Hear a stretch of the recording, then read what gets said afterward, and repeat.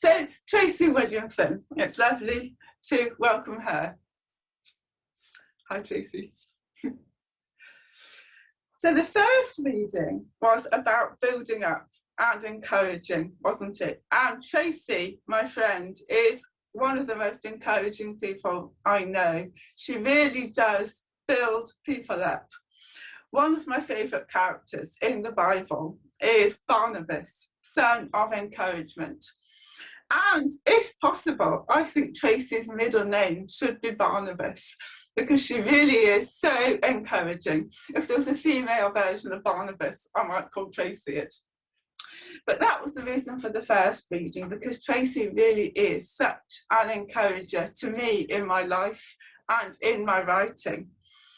But the second reading, the one more about being damaged and God seeing sort of past the negative things we see about ourselves, was because Tracy and I don't only share writing, we don't only share friendship, we also share what it's like to be damaged, to have health issues. Tracy is deaf as well, she's reading the captions as I am. And we both know what it's like to have life, if you like, dishes up something we wouldn't necessarily choose.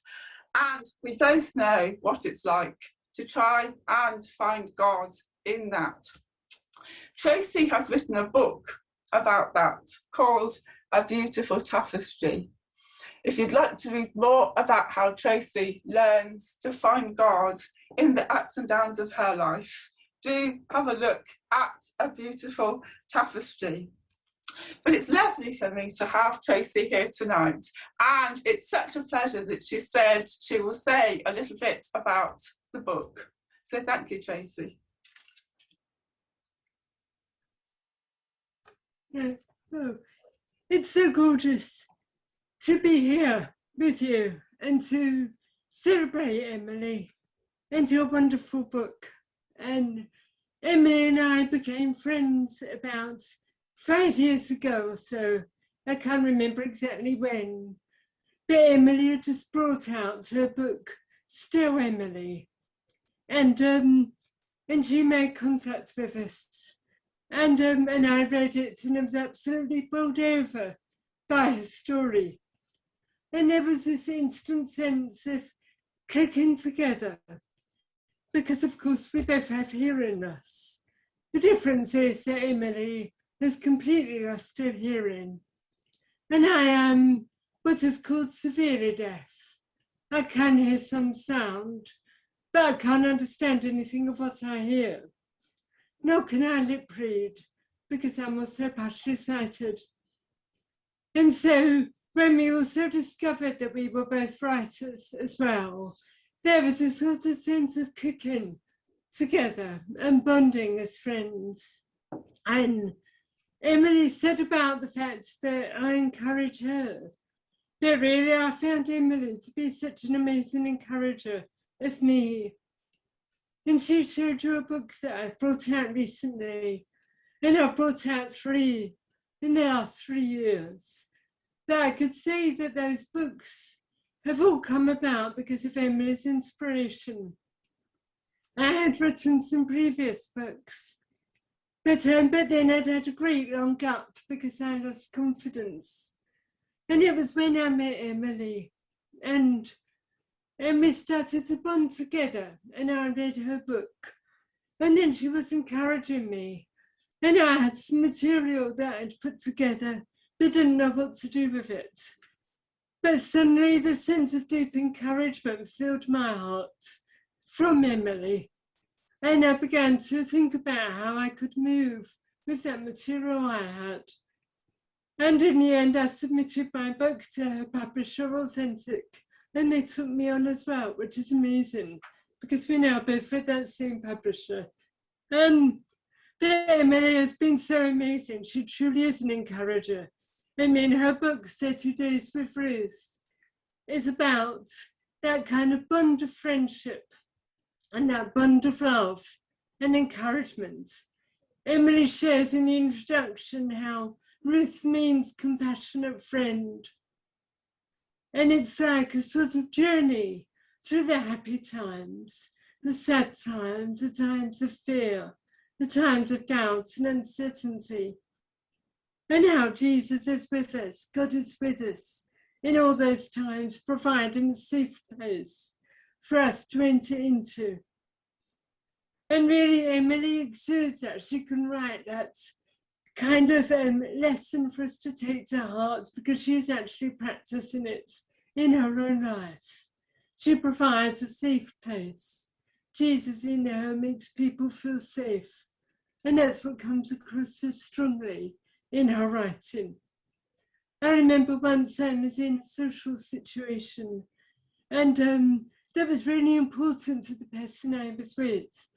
But instead of it lasting for an hour, as I thought it was going to be, it lasted for more than 6 hours. And I couldn't hear a single word of what was going on. And in the end, I sent Emily an SOS text. I just said, SOS, please pray. I'm in this social situation and not really coping because it's so drawn out. And that's all I said, something like that. And Emily texted back praying.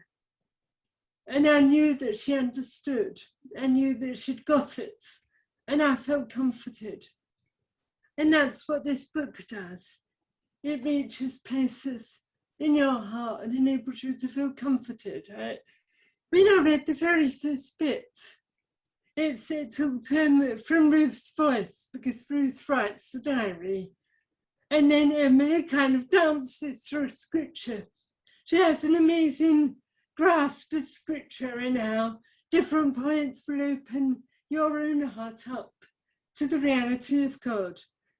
And so in this very first chapter, Ruth says, I heard that there was a famine in Bethlehem. And people coming here to Moab from Bethlehem. And then Emily goes on to say a famine. A famine is a time of shortage, of want, of need. Are you maybe in a time of famine? Are you grieving? Are you empty? And suddenly I found that question piercing right to my heart. Yes, I thought, there are areas of my life where I feel lonely, where I feel empty, where I've run dry. And as I continued to read, it was as if God was answering me. The scriptures that she chose were kind of touching into the area of famine. But I would never have thought of asking that question myself. Emily has that amazing gift that I've seen in every one of her books, of kind of asking questions, bringing a response that you would never have dreamed of. All I can say is, Emily, thank you with all my heart for being not just a wonderful writer, not just a wonderful teacher of the person of God and his heart of love, but of being you, because you exude Jesus in the whole of who you are. Thank you.